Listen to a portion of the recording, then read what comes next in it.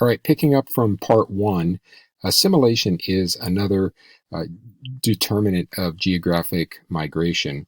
Another word for assimilation would be integration. That is, how easy is it for you to integrate to a new region?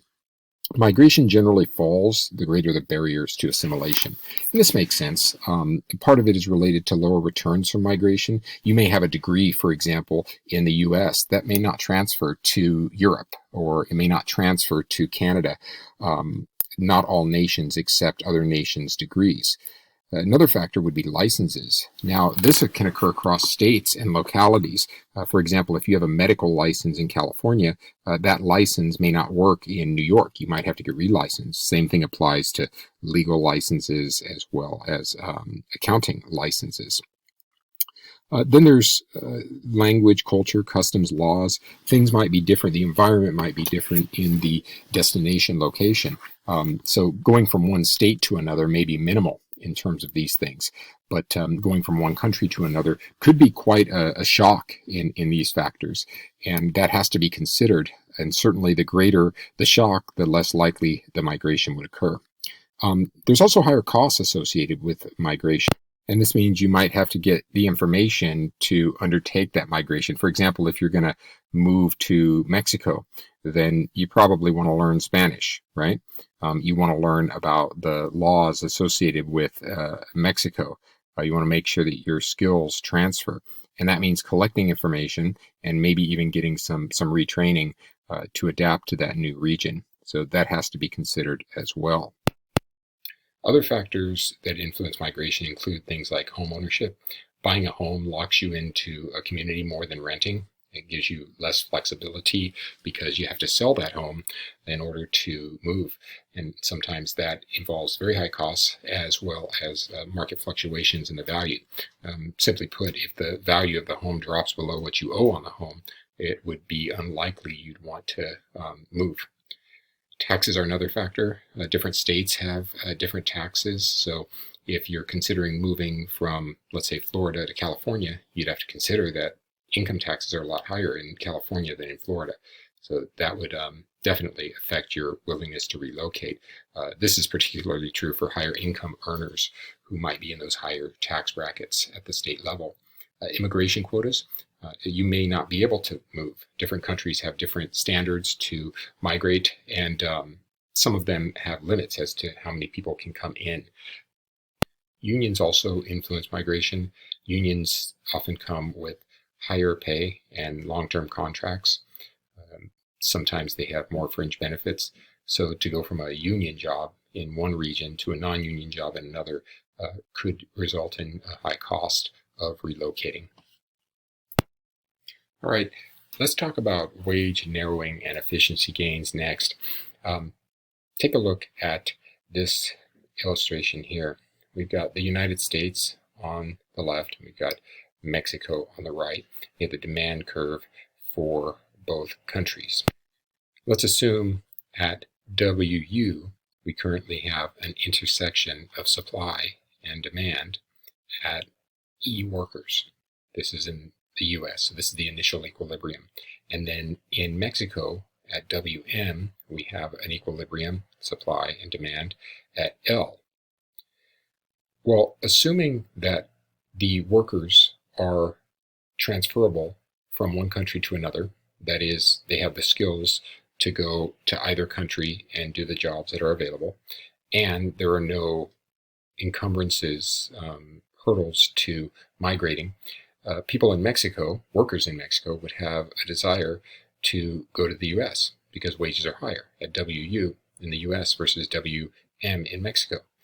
What's going to happen is as the workers in Mexico leave, this supply curve is going to start to shift to the left, and that's going to drive up wages to a new equilibrium here. But where are they going? Well, as this supply curve in Mexico shifts to the left, they're coming to the US, so the supply curve in the US is shifting to the right and leading us to an equilibrium here at WE. Now, this transition will continue That is, the supply curve in Mexico will continue to shift to the left, and commensurately, the supply curve will shift to the right in the US until wages are at parity. And you'll notice that's at WE in the US, right here is the equilibrium, and WE in Mexico, right here is the equilibrium. Another way to look at this is by actual dollar values. So we've got labor market A down here, which would be the US, and we have labor market B, which would be Mexico. And you got the variety of workers that could be employed. You have the value of marginal product of each of these workers. Value of marginal product is the same as the annual wage that the firm would be willing to pay. In essence, each of these workers here from 0 to 1 to 2 all the way to 10 would have a value of marginal product at the demand curve. Okay? And that value of marginal product is the value that's being added by that worker to the firm, so that is the maximum annual wage they'd be willing to pay. And then we have the same thing for Mexican workers, labor market B. These 10 workers would have a value of marginal product and annual wage represented by this demand curve. So it's just a dollar kind of perspective on the different demand curves. And then the third column here in each market shows you the value of total product, which is just summing each worker's contribution. So the first worker adds 25,000, so the total product added is 25,000. If we were in the US to hire 2 workers, that second worker would add 23,000 to the amount the first worker added, which was 25,000, which sums to 48,000, so on and so forth. Now let's say for the moment that the US is employing 2 workers, okay, and Mexico is employing 8 workers. Well, if the US is employing a second worker, that worker is creating value of $23,000, and the firm would be willing to pay up to $23,000 for them. If Mexico is employing 8 workers, that 8th worker is generating $7,000 in value. So what that means is that this 8th worker that can generate $7,000 in value in Mexico is going to be looking at the US and saying, hey, I could take this 3rd worker position and generate $21,000. So they'll do that, which means they'll leave Mexico, okay, which means Mexico will go to 7 workers, and that 8th worker will go to the US and become the 3rd worker. But the process is going to continue because this 7th worker now, that's in Mexico still, they're generating $9,000 in value. They're looking at this 4th position in the US and saying, hey, I could generate $19,000. So they're going to leave Mexico, putting Mexico at 6 workers, and they're going to enter the US, becoming the 4th worker. Process continues.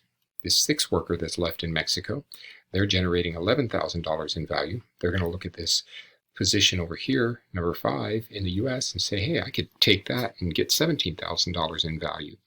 So they're going to do that. They're going to go to the US, become the 5th worker, taking Mexico down to 5 workers as well. But now it continues because this 5th worker that's still left in Mexico, they're going to say, I can generate $13,000 in value in Mexico, but if I go to the US, I can become the 6th worker and get $15,000 of value. So they're going to do that. They're going to become the 6th worker in the US, and that takes Mexico down to 4 workers. Now that's the equilibrium position.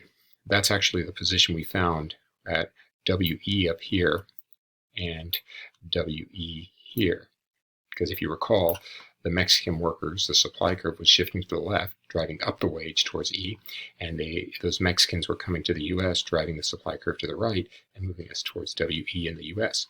So you'll notice that we're at parity. At 6 workers in the US, the value of marginal product is 15,000, and that's 4 workers in Mexico where the value of the marginal product is 15,000. In other words, the wage here would be 15,000 in both countries.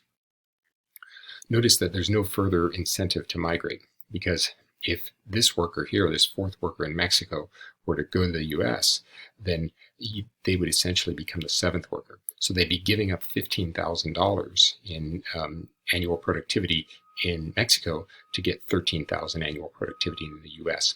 That wouldn't be a wage boosting decision. Now, another thing to keep in mind is the demand curve here for the US is higher at every unit of labor than in Mexico. That's just a reflection of the US being able to get more value of marginal product, offer a higher wage to workers than Mexico can. And there's many factors that come into this.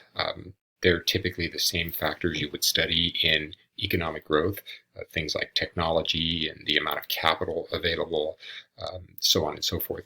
But that's important to keep in mind, because the fact that there's workers that are less productive in Mexico, it doesn't mean that the workers themselves are less productive. It just means that they may be in an environment that doesn't allow them to become as productive. So an example of this would be if you take the least productive worker, which is usually a starter worker, say a 16-year-old in Mexico. Let's say they can generate $8 a day. Well, if you take that 16-year-old Mexican worker and you bring them to the US, maybe they get a job where they can actually generate $8 an hour. Well, what changed? It's the same 16-year-old. What changed is in the US, they have more equipment, they have more technology, they have more of the resources that complement their labor to allow them to be more productive. This is very important to understand, because some people assume that when workers in one country are less productive than another country, it's because of the workers themselves. It could be. There could be lower educational attainment and things like that. But more often than not, lower productive workers in one country are a result of the infrastructure of that country, not so much the workers themselves. Next, let's talk about migration and the externalities that come with it. An externality is spillover costs or benefits that affect third parties not involved in the migration decision. So the workers are the ones that are typically making the decision. In particular here in our model, the Mexican workers are the ones that are looking at the costs and benefits of migration and making that decision come about. But that's going to affect third parties. It's going to affect people in Mexico other than the workers. It's going to affect people in the US other than the workers. And we want to be cognizant of that. So going back to our graphs here, let's first take a look at how income is redistributed to get a sense of this external effect. Well, we know that we started out at a supply curve. Let's see if I can draw this here. Supply curve here and supply curve here. And then it shifted, right? As Mexicans were getting lower wages, the supply curve shifted to the left, driving the wage up to here. And then in the US, the supply curve shifted to the right, driving the wage down. So we ended up at this point. We started at this point in the US, went to this point. In Mexico, we started at this point here and went to this point. Look at the US. So in the US, this movement from here to here is an increased supply of workers, E to F. Those workers bring a value. That value is represented by the demand curve, the value marginal product curve. So this area between E, B, C, and F, this entire area here, let's see if I can shade this in, this entire area here represents the benefits to the US. That is in total value, total dollar value. This area here represents the amount added to the US economy from those Mexicans coming in to work here. Look, they're additional workers, they're additional resources. They add value in terms of productivity. But notice in Mexico, the workers left. So they actually lose workers from here to here, L to K, which means the area from K, I, J, L, this area here, now represents a loss to Mexico. Mexico's productivity goes down, their GDP goes down because the workers were producing value and that value has now left. Note that overall, the gain in the US is more than the loss in Mexico. So if we're taking an unbiased perspective and just looking solely at efficiency, by moving workers out of Mexico into the US, we moved workers out of an environment where they were less productive and into an environment where they were more productive, thus enhancing overall productivity. In essence, the gains offset the losses, so it becomes an efficient outcome. Okay, that's it for part 2. I will wrap up the remainder of these slides in part 3 to be posted soon. Thanks, guys.